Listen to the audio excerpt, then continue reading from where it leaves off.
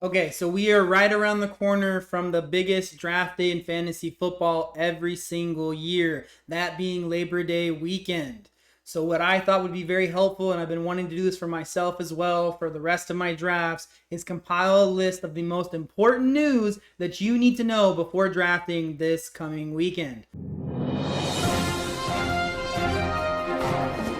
So reportedly, Marvin Mims has a growing injury and missed practice on Thursday. This ties into more Courtland Sutton work in the first week of the season if Marvin Mims is not a go. With the departure of Devon, this also means that there is room at the wide receiver 2 spot.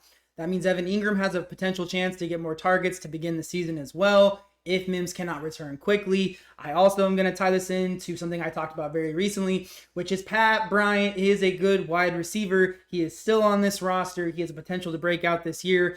This could be the opportunity that Pat Bryant needs on the Denver Broncos to show up, start as the wide receiver 3 if he has to, and slowly work his way up in the depth chart to become the wide receiver 2 on the Broncos before the end of 2025 and breaks out this coming season. Next piece of news, Darnell Mooney has returned to practice.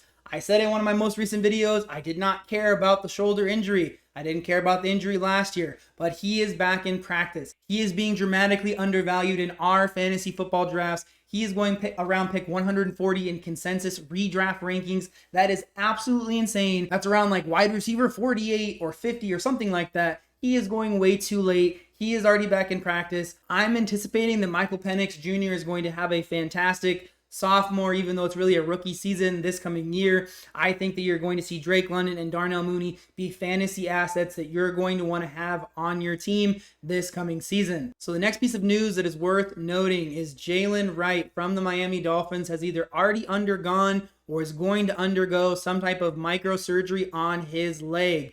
If this is the case, this means that Ollie Gordon is going to be the backup behind Devon Achane to start week 1 and could be the backup for the remainder of the season if he performs well. He is going dramatically late in our fantasy football drafts. I am not saying he is somebody that you have to draft, but if you can snag him with your last pick in your fantasy football draft, you can back up Devon Achane. You're setting yourself up where at the very least, you could have a serviceable handcuff on your team. And if Devon Achane misses time or Ollie Gordon takes over the goal line work, you have an RB3 flex play bye-week fill-in guy who you got with the last pick in your fantasy football draft. It has also been reported that Jayden has a fracture in his foot. Looks like it came from that skirmish during the practice period. This to me means there's way too many injuries on the Packers team, especially for the receiving options. For me, this bumps up Matthew Golden quite a few picks, especially in the wide receiver rankings. This also bumps up Tucker Kraft for me in my tight end rankings. It very well could be Matthew Golden and Tucker Kraft, who are the number 1 and number 2 target earners on this team for the first few weeks of the season. I know Jayden said he's going to play through the injury. I don't think that's going to work out very well, especially at an explosive position such as the wide receiver. The next piece of news, Rashee Rice was suspended for 6 games. He will miss the first 6 games of the 2025 season. For me, this does bump Rashee Rice down a bit in my overall wide receiver rankings, and it should bump him down in ADP, which probably won't reflect fast enough for this coming weekend. This does set up one of 2 possibilities. Either he is still going way too high in our drafts and he is somebody you want to fade, or he is somebody who is being bumped down way too far in our drafts because of the suspension, and he may be someone that you can get some value on, because I do anticipate that when he comes back, he's going to be 6 weeks rested. It may take a week or 2 for him to get back in the fold, but he is somebody who is going to be the Chiefs wide receiver 1, in my estimation, as soon as he steps on the field in 2025. This does also bump up Xavier Worthy a bit for me in my rankings, because if he is the wide receiver 1 for those weeks without Rashee Rice, he is somebody I'd want to have for the first 6 weeks. There's also been a suspension handed out to Demarcus Robinson for 3 games from the San Francisco 49ers. What this means to me, considering that he's suspended, there's pretty much nobody else in that receiving room. Jawan Jennings is still not practicing, is reported to not be available for week 1 because of his calf injury / contract.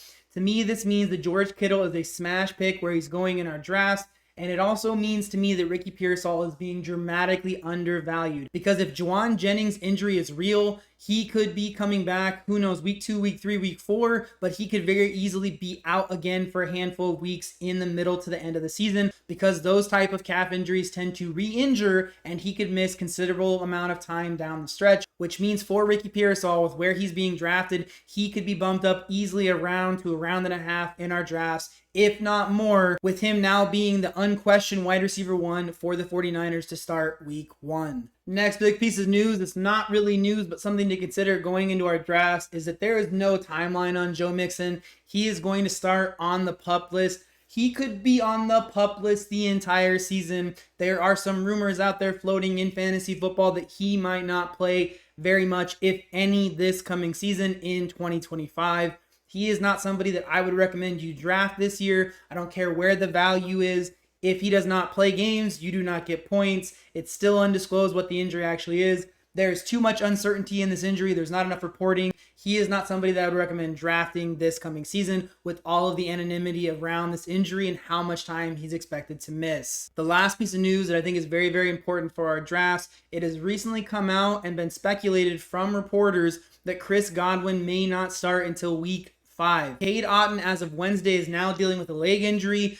Jaylen McMillan is obviously going to miss anywhere from 8 to 10 weeks with his head and neck issue. This is setting up the scene where Mike Evans is going to be the wide receiver 1 and Emeka Egbuka is going to be the wide receiver 2 for this football team. Again, no Chris Godwin, no Jaylen McMillan, and no Cade Otton, who was kind of taking over a few of those weeks when Chris Godwin went out. This means that Emeka Egbuka in our draft is being dramatically undervalued. I know as of like the most recent ADP I looked at, he was going around pick number 90 overall. He should be going anywhere from around 2 rounds earlier in your drafts. He could step in week 1 and be a wide receiver 2 in fantasy football the first week.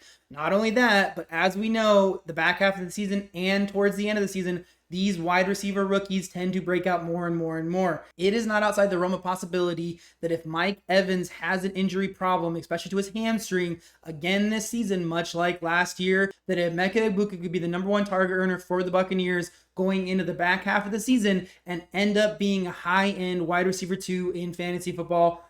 Easy peasy, no problems. I know people are tired of hearing about Emeka Egbuka. I am as well. But with the injury updates to Cade Otton and Chris Godwin potentially not being back until week 5, it is a big runway for Emeka Egbuka to become a focal point of this offense with the Tampa Bay Buccaneers. So those are the pieces of news that I think are most important to people when they are drafting this coming weekend. The ones that I think have the most impact on where you are or are not drafting players for the 2025 season.